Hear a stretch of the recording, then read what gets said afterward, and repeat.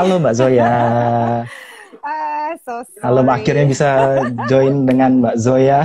Yes, finally. Ya, oh iya, Mbak, terima kasih loh Mbak udah meluangkan waktu malam ini loh Mbak.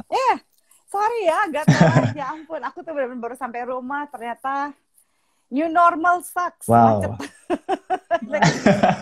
Oh ya, katanya emang lagi udah mulai ya Mbak ya di Jakarta sana Mbak.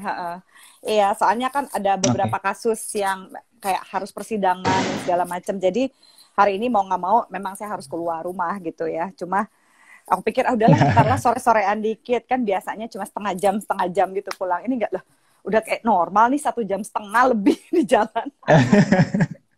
Aduh, gitu. Oke, eh, Mbak Zoya, aku perkenalkan diri dulu ya Mbak. Yes, Aku yes. Anto dari komunitas Bali Soul Society. Jadi komunitas ini emang bergerak di bidang kesehatan mental Mbak.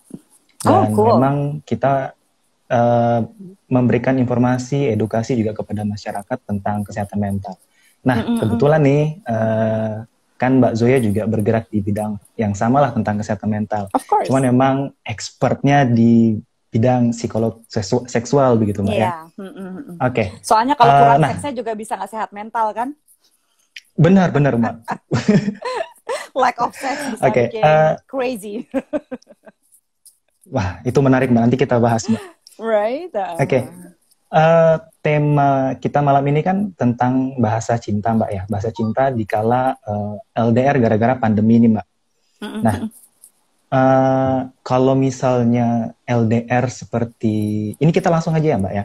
Yeah, sure. Kalau LDR seperti biasanya kan antara pasangan ini kan memang sudah ada obrolan sebelumnya, setidaknya mentalnya sudah siap untuk LDR gitu loh Mbak. Nah, kalau di masa pandemi ini kan sepertinya tiba-tiba kita harus menjalin hubungan jarak jauh begitu. Nah, gimana ya Mbak? Pasti kan ada kesulitan-kesulitan tersendiri antar pasangan ini karena yang namanya juga belum siap untuk LDR gitu Mbak. So, please Mbak give us inspire to menghadapi keadaan seperti ini Mbak. Oke. Oh, tadi ada Zola. Harusnya diajak gabung tuh. Ahli cinta, ya kan Zola. Hey Zola, I'm glad that you're here. You can give a perspective that put into our thought. Jadi kalau misalnya kita ngomong LDR dulu ya, tapi ini LDR-nya tuh kondisinya gimana? Karena kan ini pasangan menikah atau misalnya berpasangan, Kang Hari ada juga masuk. Sorry ya, mesti banyak negor orang lagi di sini. Iya Pak.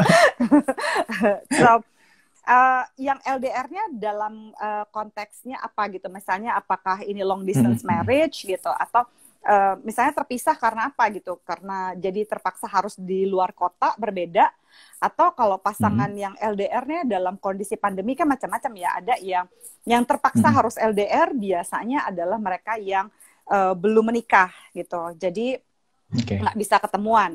Tapi kalau misalnya dalam konteks pernikahan terpaksa harus LDR karena yang satu bekerja di kota lain gitu, yang satu di kota lain dan nggak bisa ketemu karena udah keburu PSBB gitu dan sebagainya. Ini yang mana nih yang kita mau bicarakan dulu? Mungkin yang memang masih berpacaran dan juga memang LDR karena status PSBB ini Mbak, karena stay at home ini Mbak. Oke. Kalau gitu yang ini dulu ya, yang single dulu ya, gitu. Baru yang single, baru boleh, yang menikah dan terpaksa harus beda kota gitu.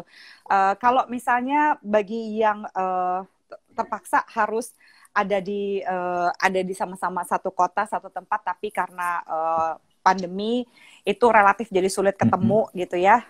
Kalau saya misalnya menyarankan memang ini tiba-tiba, tapi untungnya ya tetap ya orang Indonesia banget mesti cari untungnya. Untungnya masih dalam konteks bahwa kita tuh punya teknologi yang bisa membuat kita jadi benar-benar berbicara gitu ya. Saya sarankan untuk lebih memanfaatkan semacam video call begini gitu loh, untuk conversation, untuk mendiskusikan hal-hal yang tidak pernah bisa didiskusikan karena ya pandemi. Belum sempat mikir, belum sempat ngapa-ngapain, kita udah harus PSBB, social distance gitu ya, demi demi kesehatan masing-masing gitu ya. Terus bagaimana juga, ini apa nih? Terus kalau mesti LDR padahal mesti nyiapin merit gimana dong? Oke, I will answer this Wow. sekalian. It's true. Itu kan pasti jadi lagi persiapan pula kan ya. Iya, Nah, Mbak. jadi kalau saya melihatnya justru kita jadi mesti lebih memanfaatkan seperti ini karena gini, sebenarnya sadar atau nggak sadar, teknologi semakin canggih, teknologi komunikasi semakin canggih, tapi cara berkomunikasi kita semakin buruk. Akuin aja, Iya, ya nggak? benar-benar. Kita punya telepon yang paling canggih dan segala macam, tapi orang mau say hi malah lewat sosial media, padahal bisa video call atau bisa teleponan. Orang tuh berantem lewat chat, chatting messenger jenis apapun ya. Di mana chatting messenger ini adalah harusnya ya kalau kita old school zaman dulu surat jelas itu adalah bahasa tulisan, ya kan? Kita bikin paper mungkin masih bahasa tulisan, tapi sosial media, chatting messenger itu membuat harusnya bahasa verbal dibuat jadi bahasa tulisan sehingga banyak sekali terjadi misunderstanding. Ini loh menurut saya kenapa semakin canggihnya teknologi berkomunikasi tapi tidak semata-mata justru cara berkomunikasi orang semakin buruk. Ya, kita nggak belajar untuk lebih considerate gitu bahwa kita tuh nggak bisa membaca tone. Jadi ketika kita mencoba menuliskan bahasa verbal itu jadinya chaos. Kalau kita nulis surat resmi, kita tahu itu adalah bahasa tulisan. Jadi ekspektasi kita sama. Nah, kalau bahasa chatting, itu kan kadang-kadang bikin kacau. Bagi Anda yang berpasangan ya, baik menikah ataupun tidak menikah, usahakanlah untuk tidak mendiskusikan sesuatu yang penting, ya, dengan chatting messenger. Jadi kalau memang ada sesuatu yang cukup penting dan cukup sensitif ya, kadang-kadang kita mungkin business as usual, kita ngerasa ya udahlah ntar kapan-kapan aja diomonginnya kan lewat telepon atau nggak kadang lagi berantem, kesel nggak mau ketemuan muka seperti ini. Jadi kalau misalnya ada hal-hal yang membuat kita khawatir seperti ini, misalnya pertanyaannya Saraswati gitu, kalau gimana kalau lagi mau persiapan pernikahan gitu ya, pada saat lagi sudah bertunangan, dan saat kayak begini, malah makin takut. Kalau saya melihat justru mereka-mereka seperti Saraswati yang sedang membina relationship yang cukup serius gitu, ini adalah saat yang paling tepat untuk mengetahui effortnya dari si orang ini, iya kan? Karena saya percaya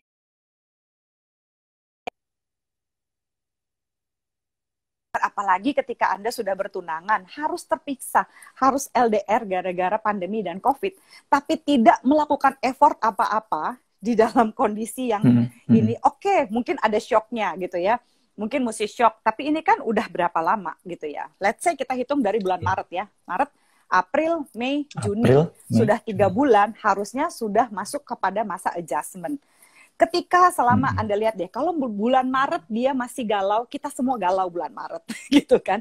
Awal-awal benar-benar pemerintah mulai keras terhadap pandemi. Oke, dimaklumi. Tapi selama bulan April dan bulan Mei dan ini udah mau akhir Juli, ini kan udah tanggal berapa nih? 22 ya?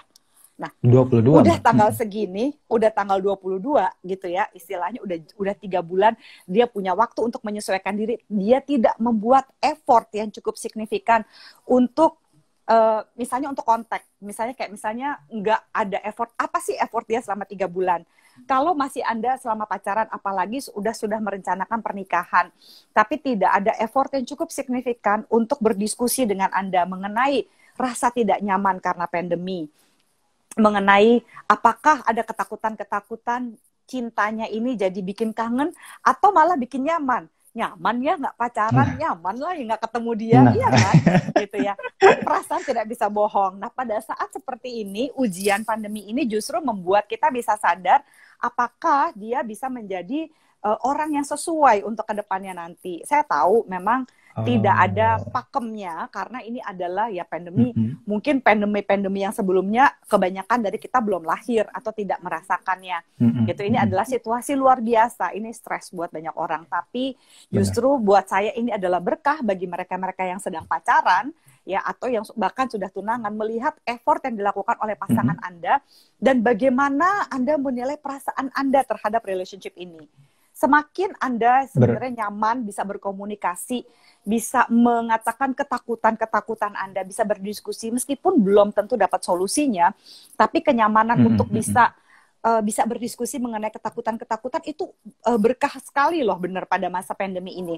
Ketika Anda punya tunangan atau pacar gitu ya, yang menjadi calon pasangan Anda di kemudian hari tidak punya effort apa-apa untuk tidak saling menguatkan, kayaknya harus dipertimbangkan lagi deh untuk jangka panjangnya. Pernikahan itu, jadi kalau buat saya ini berkah dari pandemi ini justru kita bisa menilai sebenarnya seberapa sih usaha orang itu untuk membuat saling nyaman pada saat keadaan yang tidak biasa. Ya, justru kalau mungkin orang-orang lain udah nikah terus baru berasa, aduh terjebak aku di hubungan ini gitu ya. Ini pada saat kondisi luar biasa ini, tapi masih bisa membangun cinta, masih bisa membangun komunikasi. Buat saya itu berkah, ya. Berarti Menikahlah bisa dengan dibilang, mereka-mereka itu, ya kan? berarti pandemi ini juga bisa dibilang membantu pasangan untuk saling mengenal lebih jauh, Mbak ya.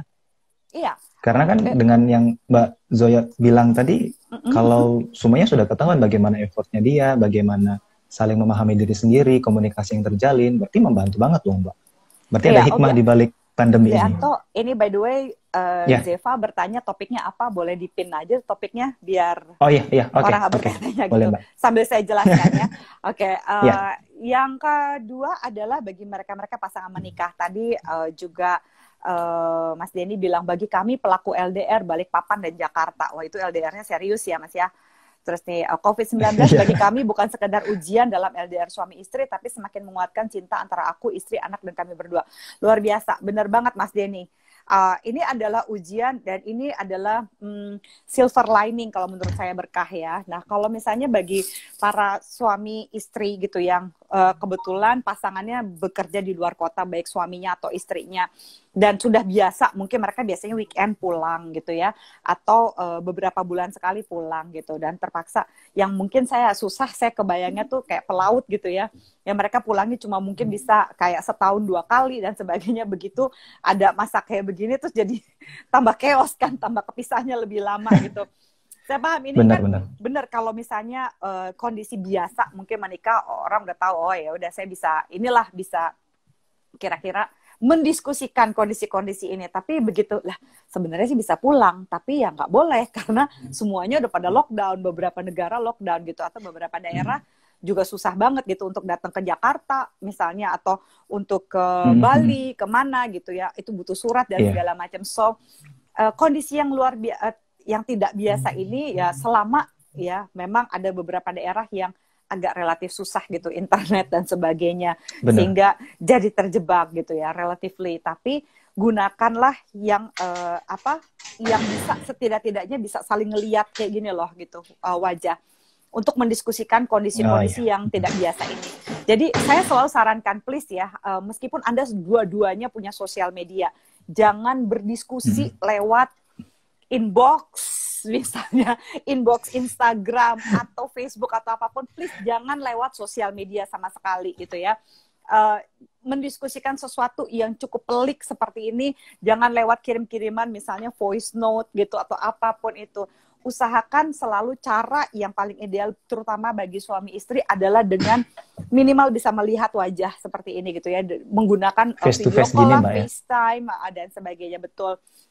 Kan sekarang banyak ada Zoom, ada ini ya, memang saya tahu ada keterbatasan internet, tapi ya kan bukannya sudah ada beberapa kayak sosial media atau apapun itu ya, yang ada chatting messengeran yang kita bisa benar-benar ngelihat wajah. Kalau saya sih lebih saran, jadi tetap usahakan bicara lewat telepon gitu, dan selalu beri waktu untuk pasangan itu mendiskusikan hal-hal yang misalnya let's say gitu ya, mendiskusikan bahwa gimana kamu di sana gitu, apa yang kamu rasakan gitu, karena kesempatan untuk mengungkapkan perasaan itu relatif penting gitu ya. Kadang-kadang kita itu sering maunya berbicara, berdiskusi, langsung cari solusi gitu. Sebenarnya tanpa solusi pun sekali-sekali nggak apa-apa, tapi manusia itu kan adalah makhluk komunikasi ya gitu sebenarnya. Jadi manusia itu relatif tidak bisa hidup tanpa manusia lain. Karena kita adalah makhluk sosial, makanya social distancing ini itu sangat sulit gitu buat kebanyakan orang. Ya tapi gitu ya, work from home maupun LDR ini kesulitannya masing-masing buat pasangan suami istri ini ribetnya beda gitu. Kalau LDR terberi gitu ya, akhirnya karena kita tidak punya kesempatan benar-benar untuk ketemu secara fisik gitu ya, punya problem yang lain lagi nih gitu. Jadi benar-benar harus banyak-banyak berkomunikasi, harus banyak-banyak kesempatan untuk bisa benar-benar diskusi gitu loh, bahwa ini loh yang saya rasakan hari ini begini, ini memang nggak nyaman ya gitu. Gimana ya kita bisa bertahan? Gimana ya caranya dalam kondisi yang sangat tidak pasti? Adakah kepastian-kepastian yang bisa kita saling berikan kepada pasangan? Kayak misalnya bisa membuat rencana sama-sama. Kayak misalnya kamu mesti stay sehat ya, kita sama-sama stay sehat. Jadi kalau salah satu dari kita sedang feeling down, kita itu boleh loh untuk saling berdiskusi gitu ya.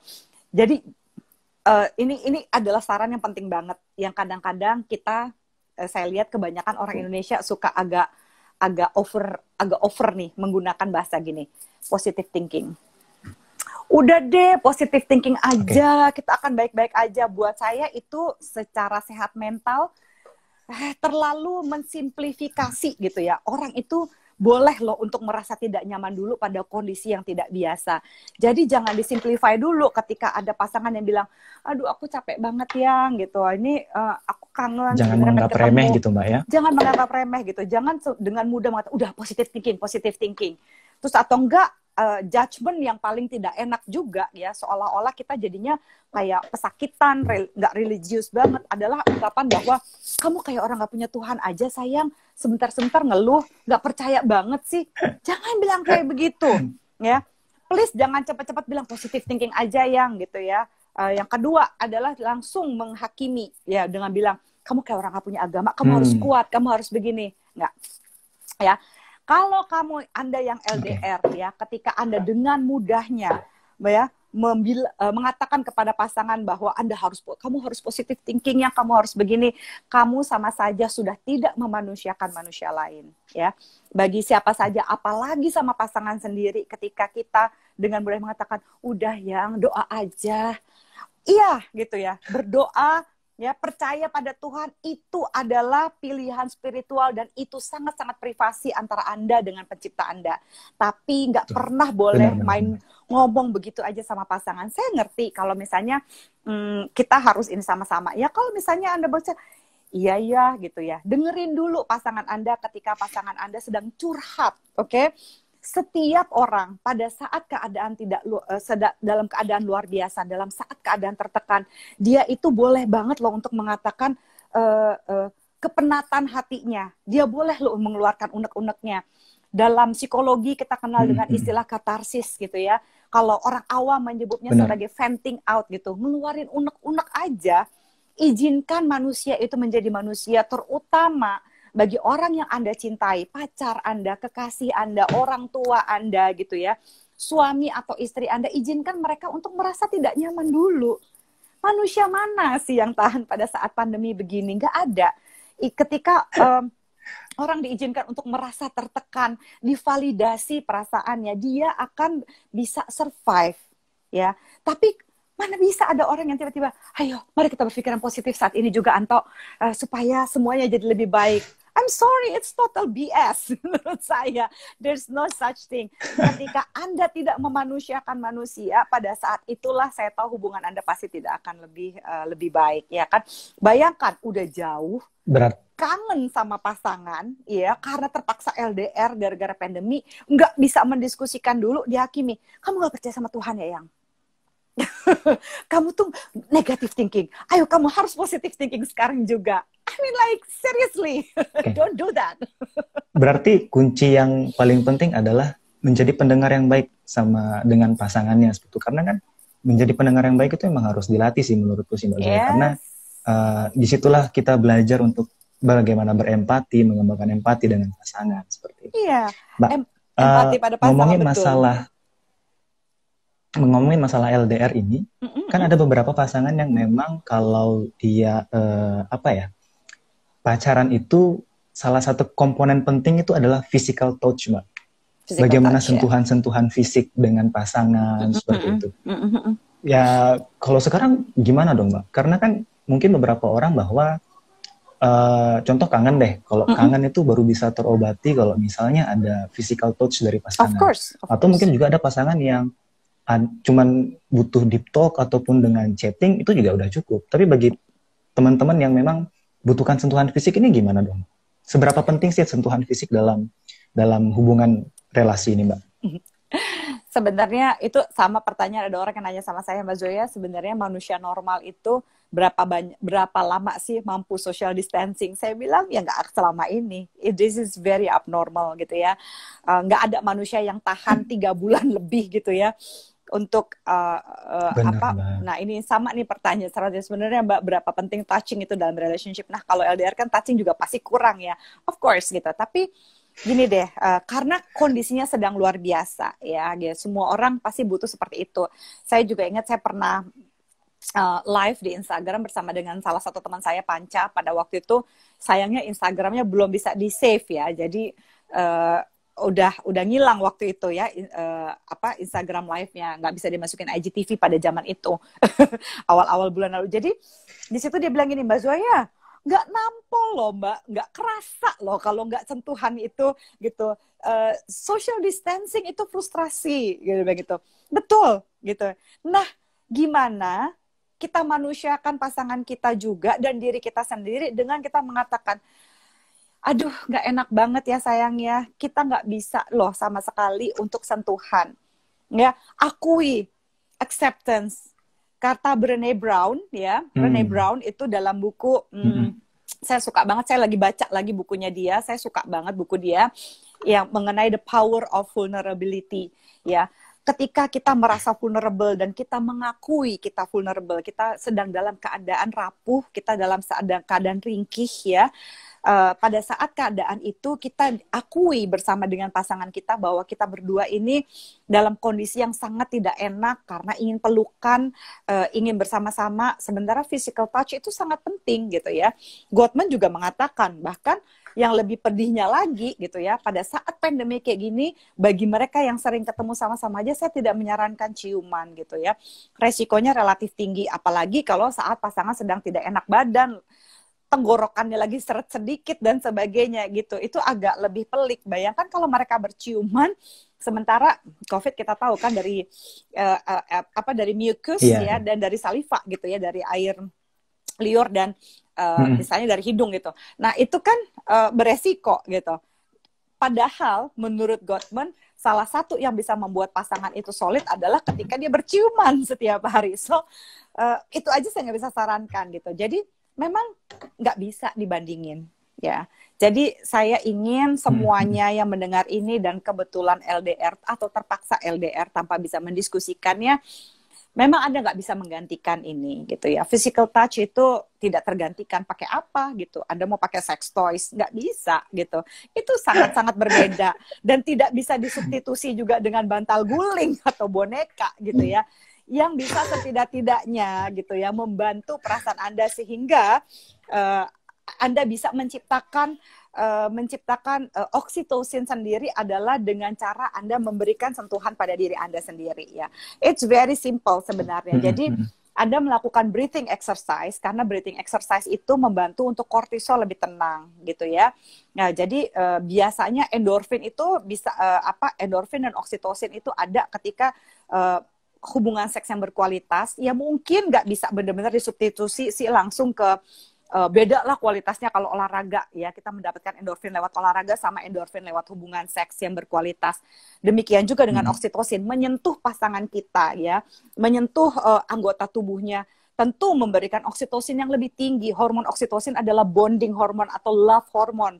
Tapi setidak-tidaknya pada saat kita berkomunikasi dengan bahasa cinta gitu ya, bahwa aku merasa kangen saat ini, aku merasa tertekan karena nggak bisa ketemu langsung sama kamu, tapi aku cukup bahagia kita bisa ngobrol dan sebagainya. Memang hanya pemenuhan emosi yang bisa dilakukan, tapi pada saat Anda berdiskusi dengan pasangan, coba sama-sama melakukan breathing exercise, karena kortisol itu akan memberikan kita rasa nervous karena dia memang tugasnya menjaga kita, bukan nakut-nakutin kita.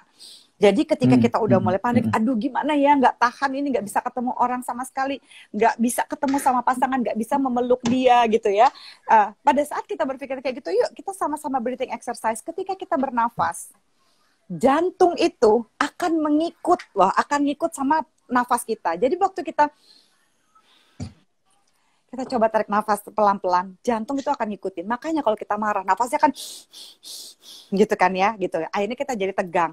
Satu, latihan pernafasan supaya kortisolnya juga jadi tenang.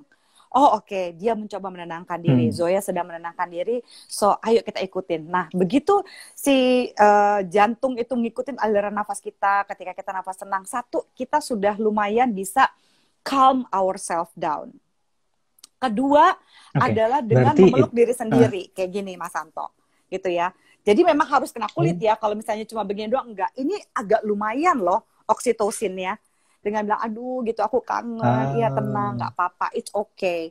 Jadi, supaya bisa berpikiran positif, ya, supaya bisa menjadi manusia yang seutuhnya, kalau Anda ingin berpikiran positif, Anda ingin menjadi orang yang bisa resilience ya, lebih mampu gitu untuk mengatasi kondisi-kondisi stres, adalah dengan Anda menerima dulu kondisi tidak nyaman. Ya memang nggak enak, kondisi ini luar biasa. Jangan Ya it's denial okay. intinya Mbak ya. Jangan didinai gitu ya. Cinta aja kalau didinai bisa bikin kita gila, apalagi stres. Jadi jangan langsung ditolak stresnya. Aku nggak butuh stres gitu ya. Jadi iya, nah seperti yang tadi Mas Denny bilang, aku jujur aku butuh sekali gitu pelukan istriku. Iya of course gitu ya. Balikpapan Jakarta kan jauh ya gitu dan ribet gitu. Ya of course. Jadi bisa misalnya diomongin, iya aku kangen banget ya sama pelukan kamu dan sebagainya. Ungkapan-ungkapan itu memang saya yakin sekali tidak bisa menggantikan pelukan dari istri Anda atau pelukan dari suami Anda gitu. Tapi setidak-tidaknya Anda harus yakinkan diri masing-masing bahwa Anda berdua itu adalah tetap saling mencintai. Itu lumayan mengisi. Kalau katanya Abraham Maslow, ini kan adalah need of fulfillment. Need of fulfillment fisik kita kan masih ada gitu ya. Tapi kita harus berusaha untuk oke, emang nggak enak ya gitu, masih kangen ya, kepengen dipeluk sama suami, sama istri ya gitu ya, memang tidak nyaman ya, oke, it's okay gitu. Ini akan membuat Berarti bahkan lebih tenang. Bahkan untuk suami istri pun juga, ya kan maksudnya suami istri adalah, apalagi kalau misalnya baru menikah begitu Mbak, apalagi anggaplah baru menikah 1 bulan 2 bulan terus terpisahkan oleh PSBB ini atau dalam sebuah kondisi akhirnya mereka LDR ya gitu. Itu kan 1 bulan 2 bulan menikah kan itu lagi honeymoonnya banget gitu loh Mbak ya. Lagi jos-josnya gitu loh Mbak ya. Bahkan tidak ada yang bisa menggantikan. Bahkan kalau misalnya Mbak Zoya tadi bilang tentang sex toys ya itu juga tidak bisa menggantikan bagaimana hubungan fisik seorang orang yang berpacaran gitu Mbak ya. Berpacaran Bahkan atau VCS suami itu juga istri yang baru nikah ya, lagi lucu-lucunya tapi harus pisah ya. Tidak menggantikan Mbak. Iya, tidak menggantikan. Oke, sekarang gini, kita harus fokus. Kalau menurut Serenity of Prayer gitu, mari kita fokus terhadap sesuatu yang bisa kita lakukan, ya kan? Keadaan pandemi ini terberi, ya. God help me, atau kalau katanya Serenity of Prayer ya, God help me to change the thing that I can and accept the thing that I cannot.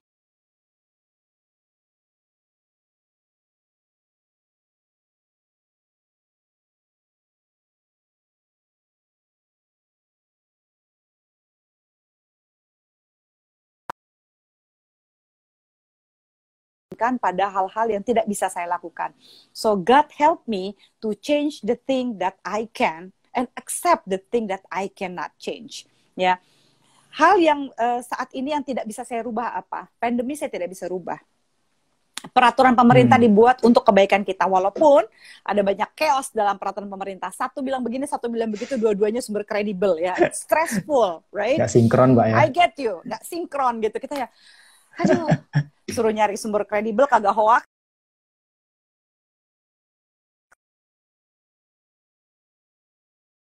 Memberikan informasi yang berbeda gitu ya.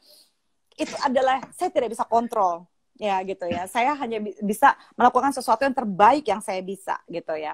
Nah, sekarang situasi apa yang bisa saya ciptakan pada saat yang tidak biasa ini gitu ya. Misalnya apa yang bisa saya lakukan pada kondisi ini? Satu, saya mau memberi semua orang itu motivasi dan harapan untuk bisa menjadi pasangan yang lebih bahagia.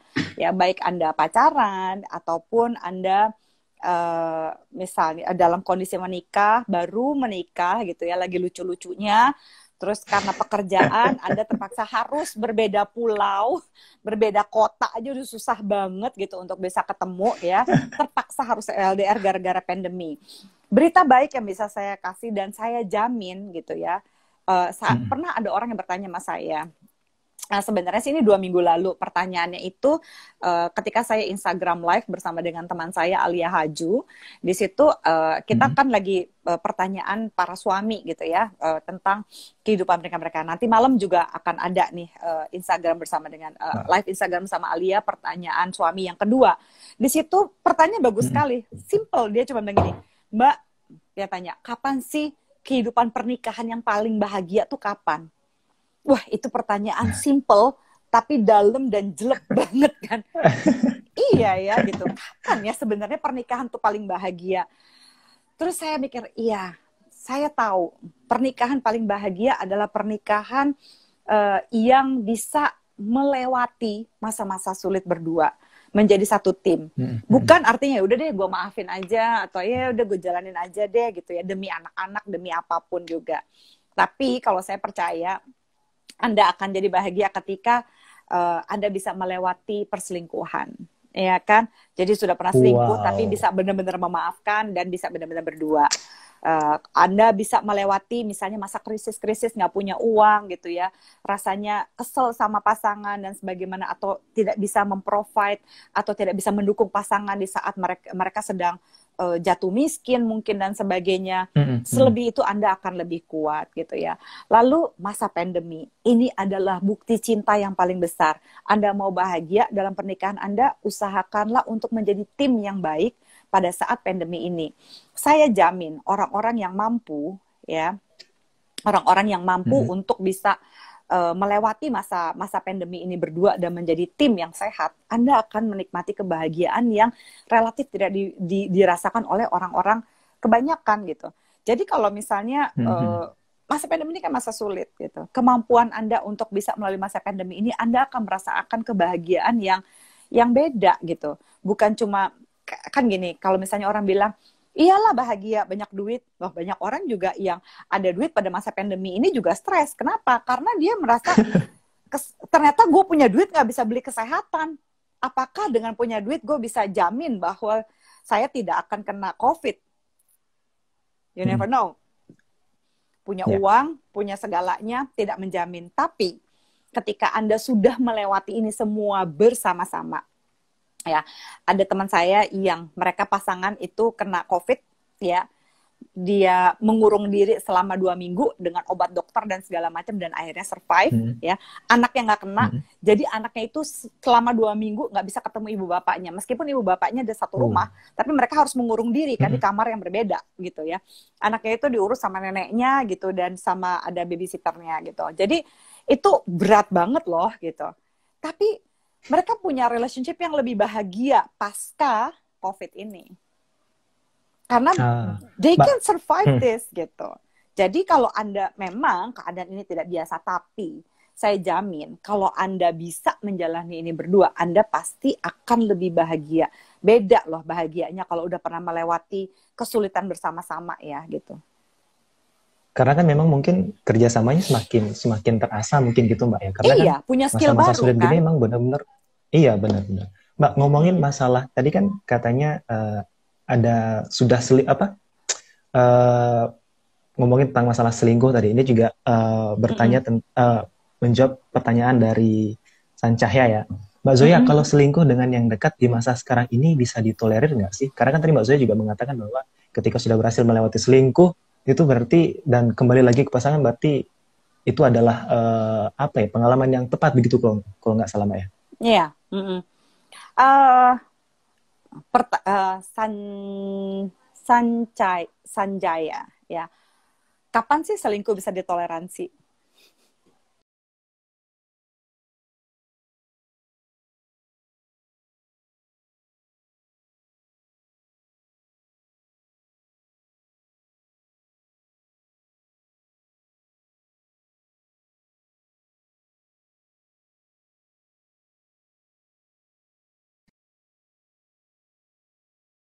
urusannya masih urusan pernikahan. Kapan sih bener-bener selingkuh? Memangnya kalau nggak pandemi bisa ditoleransi? Nggak bisa juga kan? Cobalah cari sumber masalahnya. Kalau buat saya ya, siapapun yang berselingkuh, baik suami ataupun istri, ya, pasti yang berselingkuh lebih salah, ya. Tapi, ya, gimana kalau dicari sumber problemnya? Apa sih gitu?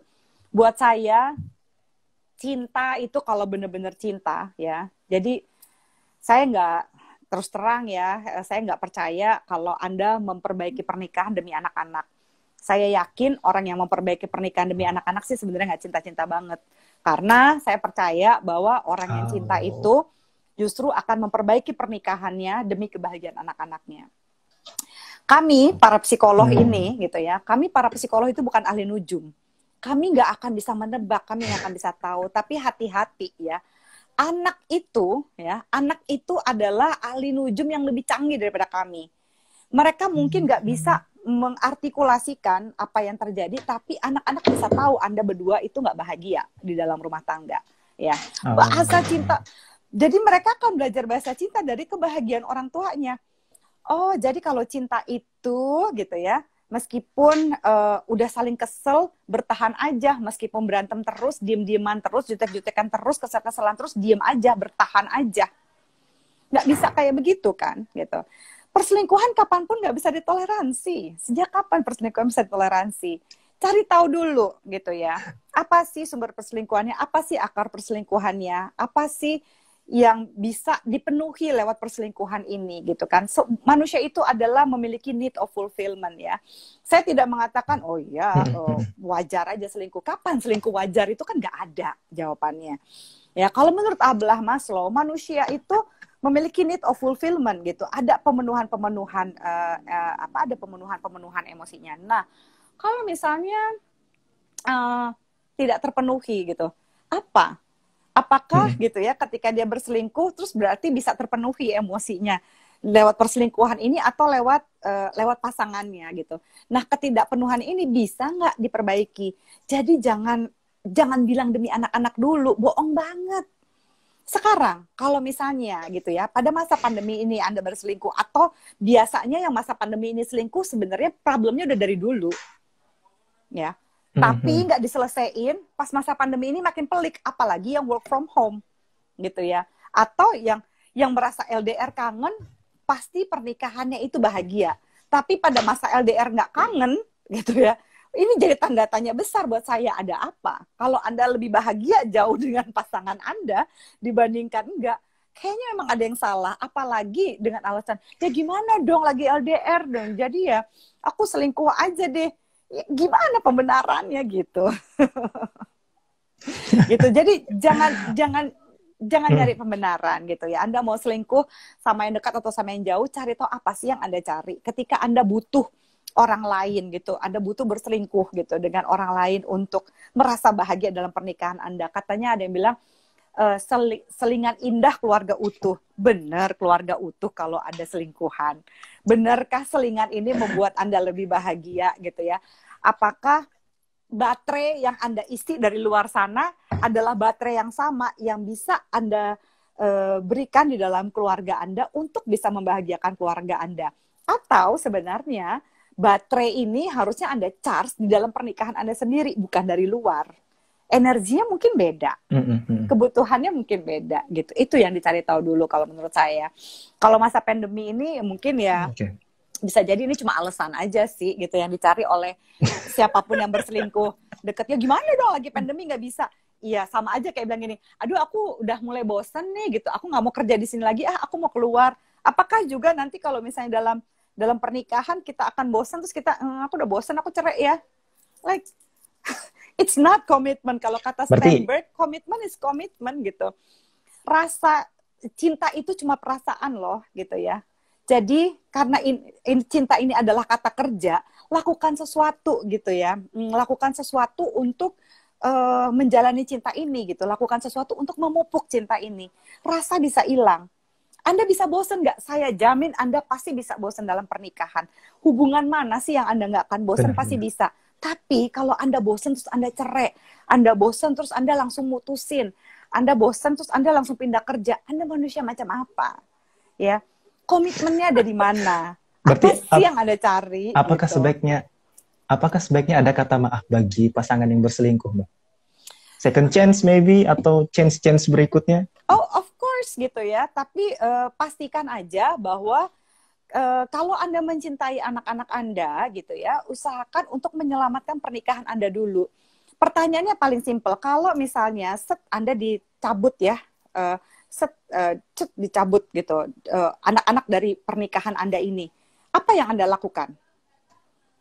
Apakah Anda masih tetap mau hidup berdua? Apakah Anda masih bisa mencintai? Apa alasan Anda untuk Ah, hidup? Gitu ya. ya, ya. Saya baru baca postingannya Dr. Robi dari Vaginismus Indonesia gitu yang dia Hmm. katakan bahwa hey, ingatlah gitu ya para ayah, bekerjalah ketika Anda mau bekerja, Anda mau menafkahi dia karena bagaimanapun juga lihatlah anak-anak Anda itu bukan aset, anak-anak Anda itu adalah liabilitas. Artinya Anda bertanggung jawab untuk menafkahi dia dan melepaskan dia untuk menjadi orang yang lebih baik. Jangan Anda anggap, iyalah aku sekolahin gini-gini supaya besok kamu bisa ngurusin aku. Ya nggak bisa kayak gitu. Berarti Anda punya cinta yang berkondisi gitu kan ya. Kalau kita mau menjadi orang yang punya unconditional love gitu terhadap anak-anak kita, selamatkan pernikahan Anda, doing something good gitu ya. Jangan memanfaatkan kata, oh anak-anak aku sayang sama anak-anakku begini-begini. Sayangin istri lo, sayangin suami lo kalau lo sayang sama anak lo, gitu aja. Oke. Sebenarnya obrolan tentang perselingkuhan ini menarik sih, Mbak.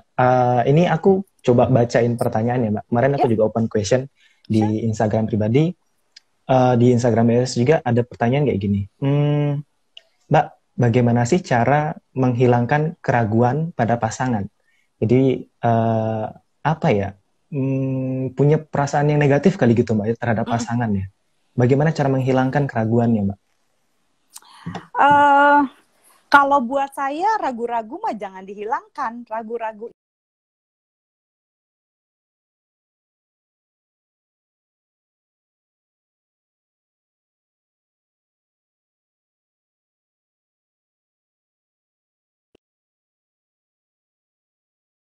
ketika kita meletakkan makanan yang ada di meja ini, kita berharap meja ini adalah relationship ya, analoginya.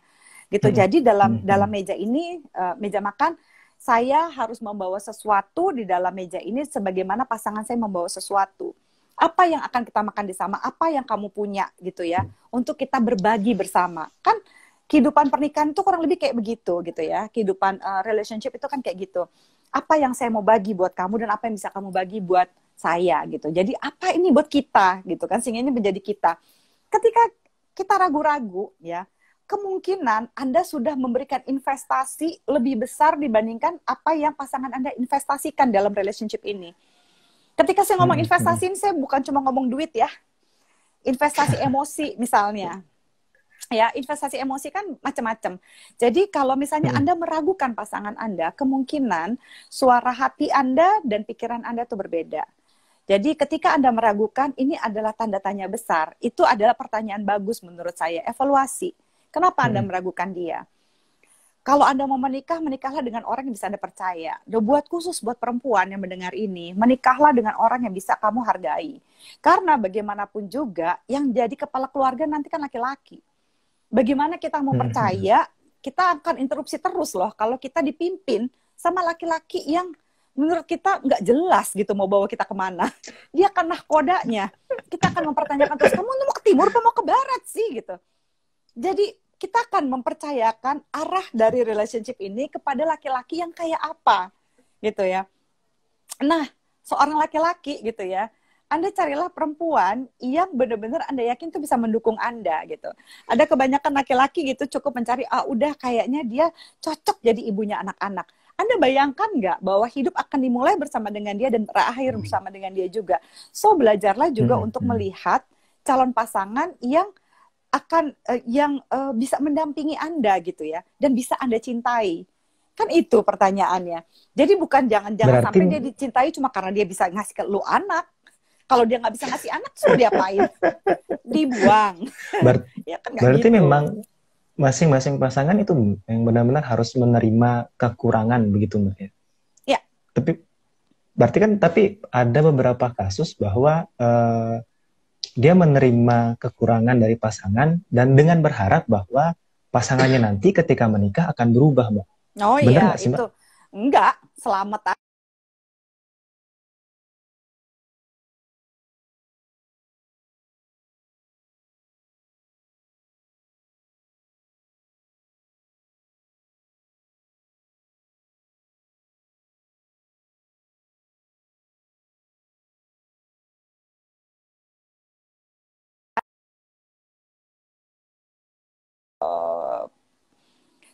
Orang yang akan lebih positif gitu ya, nggak bisa kayak begitu gitu. Itu tidak semata-mata otomatis pernikahan itu akan merubah orang.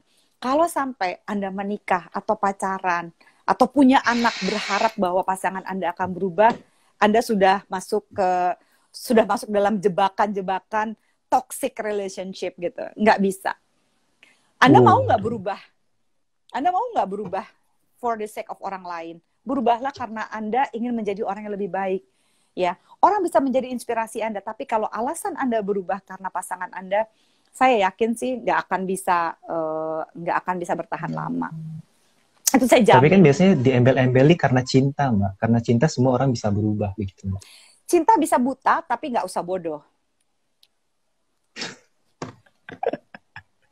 Cinta bisa buta. Oke Ketika deh, Mbak. jatuh cinta, oksitosin itu mengclouding executive judgment. Itu yang membuat kita suka nggak bisa mikir gitu. Aduh, gimana ya gitu. Jadi kita gini, cinta ya buta lah. Iyalah nggak tuh, nggak apa-apa. Gini kan, cinta itu kan rasa. Ya, dia kata kerja. Cinta itu Iya. diberikan. Cinta itu nggak boleh pakai syarat. Kalau kamu cinta sama aku kamu harus begini-begini, kamu harus demikian demikian. Nggak bisa. Cinta jangan dikasih syarat. Cinta cinta, cinta itu diberikan. That's it. Tapi yang harus kamu earn, ya, yang harus kamu perjuangkan adalah rasa percaya pasangan kamu.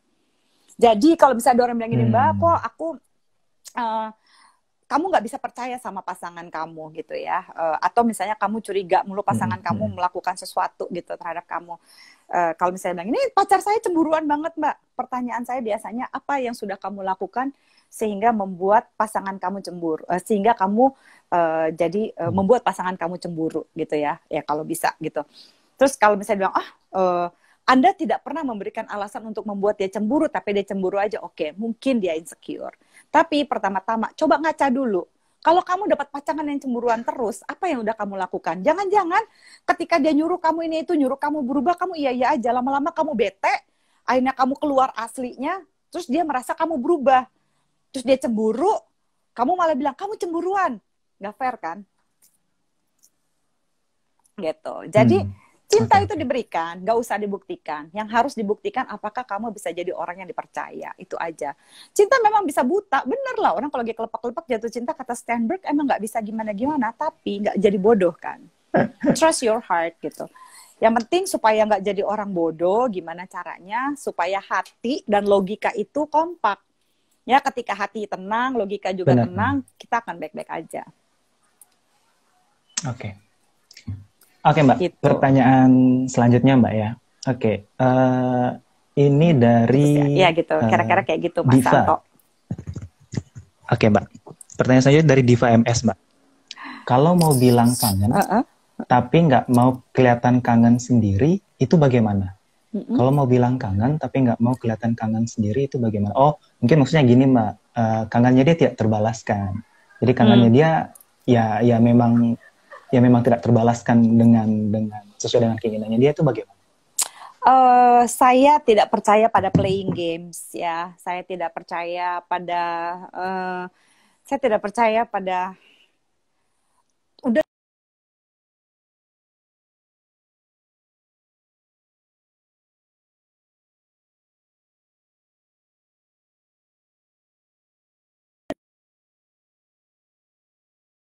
nagging gitu. Jangan desperate. Kalau memang kamu sibuk, iya, kamu kalau perlu menyibukkan diri, tapi sibuk yang benar-benar kamu nikmatin gitu.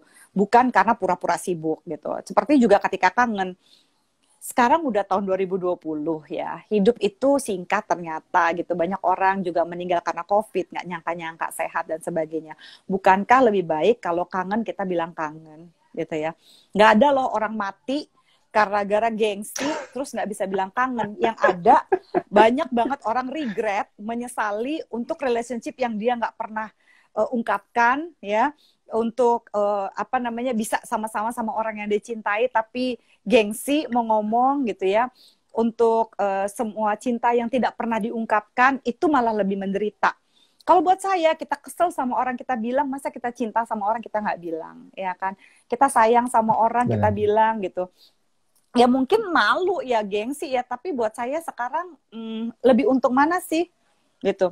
Emang kalau dia tahu dia kangen terus gimana? Harga diri kita jadi jatuh. Buat saya sih enggak ya. Dinikmatin aja. Nggak ada yang salah juga sih, Mbak. Menurut saya juga Nggak apa ada yang salahnya salah, sih, iya benar. kan? Untuk bilang kangen nggak ada yang salah, benar. Oke. Mm-mm. Nah, ini pertanyaan menarik nih, Mbak. Dari Waude. Waude bertanya, tips buat FWB di tengah pandemi gimana, Mbak? FWB, Friends with Benefit. FWB, Oke, baiklah. oke. Friends with benefit. Iya, kalau friends with benefit agak susah ya gitu ya. Tapi you can share your fantasy, atau misalnya niatan, nanti kalau misalnya habis pandemi, kapan kita ketemu? Aku pengen begini-begini deh. Itu juga agak lumayan kok gitu. Jadi minimal ada orang yang relatif mau mendengarkan kamu dan berbagi cerita seksi. Dan sekaligus, tapi hati-hati jatuh cinta ya, karena kebanyakan yang FWB terus kontaknya kontak emosi begini jadi nggak profesional sih gitu ya, jadi deket emosinya ya, itu hati-hati aja gitu ya. Tapi kalau untung pertanyaannya bukan sex body, kalau sex body saya juga agak repot ya, karena sex body kan benar-benar pure physical gitu. Nah kalau FWB, iya memang karena dia friends with benefits, artinya kan mereka ada pertemanan yang dibina gitu. Cuma kalau misalnya komunikasinya dibanyakin, nanti beda tipis sama relationship. So asal tahu aja boundaries-nya dan tahu ekspektasinya. Dan terutama buat mereka-mereka yang FWB, kalau misalnya jangan pernah bilang sama pasangan kamu, lu nggak boleh jatuh cinta sama gue ya. Jangan bilang kayak gitu ya. Karena kita kan nggak tahu cinta kapan dan gimana rasanya. Lebih memungkinkan biasanya yang FWB ini jadi jatuh cinta. Kayak film No String Attached misalnya gitu ya. Kalau misalnya dilihat. Jadi kalau pada saat ini justru kamu ngerasa, kok gue malah ada orang yang gue lagi deketin, gue malah biasa-biasa aja, kok sama FWB gue lebih kangen ya. I think it's a good time untuk merenung ya, merekoleksi perasaan-perasaan kamu yang sebenarnya. Benar, pada saat pandemi begini adalah waktu yang paling tepat untuk memikirkan, saya mau apa sih di relationship saya, apa sih yang udah selama ini saya lakukan dan saya dapatkan gitu. FWB ini adalah selingan ya, benar-benar selingan lucu-lucu gitu, so enjoy that gitu ya. Kalau sampai kebablasan selama pandemi ini 3 bulan yang dipikirin si FWB aja, mungkinkah harus ditingkatkan jadi pacaran? Kalau dia dipikirin cuma dia doang, ya kan? Ini juga FWB kayaknya sempat trending di beberapa Twitter sih kayaknya, Mbak. Dengan mengatakan bahwa kalau mau FWB harus ada concernnya terlebih dahulu. Batasannya seperti apa? Iya. Itu penting begitunya. Penting banget, please nonton YouTube saya gitu. Ini karena waktunya udah mepet sekali ya. Di YouTube saya sudah membahas tentang friends with benefit dan tentang sex body gitu. Di situ saya memberikan tips ya, di Z-Tips di YouTube Zoya Amirin. Anda bisa lihat bahwa Anda benar-benar harus menetapkan boundaries. Dan perasaan itu bisa berkembang. Jadi nggak fair kalau Anda punya friends with benefit lalu Anda bilang, nggak boleh lu jatuh cinta sama gue. Ya gimana? Kita kan cinta itu kan kayak jalangkung. Kita nggak tahu dia datangnya kapan, pulangnya kapan, perginya apa. Cinta tuh kayak hantu. Kita nggak bisa tahu kapan kita mau, kapan kita merasa jatuh cinta, kapan enggak gitu ya. Atau malah waktu itu teman saya Kang Hari, mungkin dia masih ada di sini, dia pernah bercanda gitu. Dia bikin status dan status itu lucu banget sampai saya repost. Dia bilang gini, kirain jatuh cinta. Ternyata cuma lapar ya, katanya kan. Kalau cinta itu kan ada butterfly in the stomach. Kadang-kadang kita nggak bisa tahu bedanya antara cinta apa kelaparan gitu ya. Oke, gitu. Nah, kita nggak pernah tahu benar-benar cinta itu datangnya kapan. So nggak fair kalau kita langsung bilang kayak begitu. Yang bisa kita bilang, kalau sampai gue udah punya rasa sama lu atau lu udah punya rasa sama gue, kita bahas ya supaya kita bisa sama-sama enak. Apa kita mesti off dulu atau ini dulu? Jangan lu cinta, lu diem-diem. Ya, atau dinaik, enggak lah, dia kan cuma FWB gue, udahlah nggak usah diginiin. Terus tapi tahu-tahu dia sama yang lain kita sewot. Kita tahu dia lagi gandengan sama siapa, kita stalker sosial medianya, kita stalker apa sih namanya Twitternya, kita stalker Facebooknya mungkin, atau Instagramnya gitu. Terus kita jadi stres sendiri. Please don't do that, gitu ya. Boundaries itu harus, tapi jangan pernah memberikan ini ya sama perasaan. Perasaan itu kan bisa berkembang. Jadi kalau memang kita mau mencintai dan punya relationship yang sehat, dipiaralah perasaan itu, dijaga, di-maintain perasaannya. Tapi kalau kita tidak menginginkan relationship itu, ya udah jangan dipupuk perasaannya, kan bisa. Berarti hanya dilakukan oleh orang-orang profesional, Mbak, FWB ini. Kita bisa loh profesional, tinggal dibahas aja. Be honest sebenarnya, jangan bilang profesional.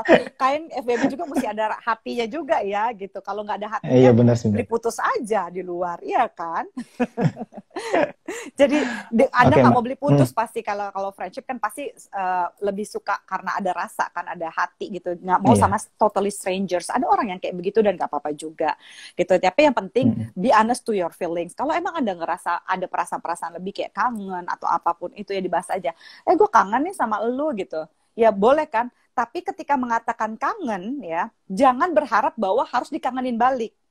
Itu yang nggak cool. Setiap orang berhak untuk merasakan apa yang dia rasakan. Ketika kita kangen, kadang-kadang kita tuh gengsi, kita kepengen selalu dibales gitu sama kangen yang sama. Orang itu berhak loh merasakan apa yang dia rasakan. Yang kangen gitu. Mungkin closing aja sih sebenarnya untuk sekarang. Jadi tadi udah banyak sih pembahasan yang kita bahas nih, Mbak, ya. Bagaimana cara komunikasi dengan pasangan, harus benar-benar aktif berkomunikasi, jangan pernah dibawa dengan perasaan-perasaannya. Mungkin bisa closing statement, Mbak, dari Mbak Zoe, bagaimana pasangan-pasangan ini untuk menghadapi, biar semakin kuat untuk menghadapi LDR di masa pandemi ini, Mbak. Oke, LDR di masa pandemi, satu, be honest to your feelings ya, jujur terhadap perasaan masing-masing gitu ya.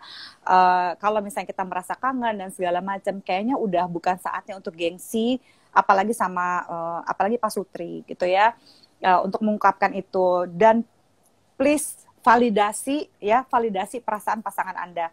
Saya tahu bahwa yang kita harus sama-sama sadari dan kita terima, kita accept ya, kita legowo gitu ya, untuk merasakan tentang bagaimana sih kita dalam keadaan pandemi ini, kita nggak bisa memang menyentuh fisik gitu ya, dan itu nggak bisa digantikan.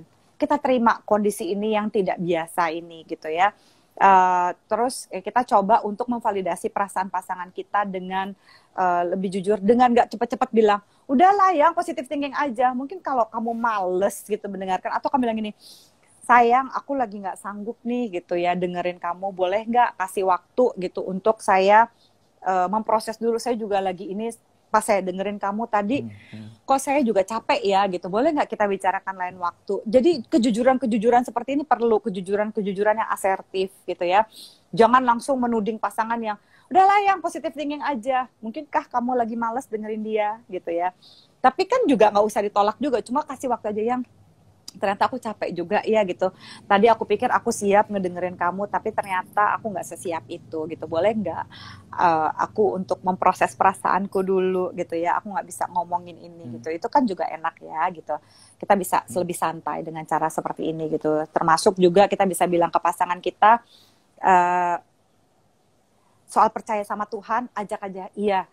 Dengerin dulu apa yang menjadi problemnya dia, dengerin dulu apa yang menjadi unek-unek hatinya dia, termasuk juga kamu harus punya kesempatan menyampaikan unek-unek yang sama. Misalnya, kamu dengerin dia selama 15 menit gitu, kamu setidak-tidaknya juga punya waktu kurang lebih sama untuk mengungkapkan perasaan kamu tanpa dicela, tanpa disuruh ngapa-ngapain dulu, tanpa diberi solusi gitu. Nah, ketika terjadi seperti itu, akhirnya kan jadi ada adjustment gitu ya, bukan cuma ya udahlah kayaknya memang mesti ini deh, mesti terima aja atau mesti ngalah gitu. Enggak ya, saatnya yang tepat untuk adjustment gitu. Berapa waktu yang kamu berikan untuk pasangan kamu, pastikan kamu juga punya caring yang sama terhadap diri kamu. Dan kamu juga berhak untuk ketika merasa, aduh aku lagi capek, lagi lelah dan sebagainya gitu. Jadi diizinkanlah untuk merasakan seperti itu, kira-kira gitu. Oke. Siap, Oh ya, itu buat yang jadi saya closing belum statement. jawab pertanyaan-pertanyaannya, please silahkan ke YouTube saya, ya, YouTube Zoya Ya. Amirin. Di sana ada Z-Tips, ada banyak banget. Carilah gitu, cari segala sesuatu yang bisa kamu, yang menjadi permasalahan kamu. Jadi jangan cepet nanya. Ini kadang-kadang orang Indonesia suka begitu ya gitu. Nanya dulu gitu ya, terus habis itu baru gini. Udah ada di YouTube saya. So please gitu ya, saya mau banget Ya. ngasih jawabannya buat semuanya, tapi please hargai saya juga. Kalau saya udah buat konten, coba dilihat dulu kontennya. Kalau dari seluruh konten Oke. saya yang ada ratusan video itu tidak menjawab, baru cari saya buat bertanya. Jangan nanya dulu gitu. Apalagi kadang-kadang cuma ngeliat judul, nggak nonton videonya, udah bertanya. Itu paling Langsung ngeselin bertanya sih. gitu Mbak ya. Gitu. I mean, come on. Help me here to help you, oke? Jangan habisin energi saya untuk sesuatu yang udah saya jelasin. Saya jadi bisa fokus energi sama mereka-mereka yang punya problem lain yang belum terjawab gitu, ya kan? Benar. Boleh dong, be mindful. Be my Z friends. Gitu. Oke, jadi ya mungkin itu dari closing statement dari Mbak Zoya. Terus jangan lupa belajarlah dari sumber yang tepat. Ada di YouTube konten-konten dari Mbak Zoya juga ada. Jadi belajarlah dari yang tepat. Oke, mungkin itu aja ya Mbak live untuk hari ini. Thank you banget Mbak. Maaf tadi ada kesalahan teknis. Semoga kita bisa bertemu lagi di kesempatan yang lain Mbak. Sure. Thank you Mbak Zoya. Oke, sama-sama. Selamat malam, Bali.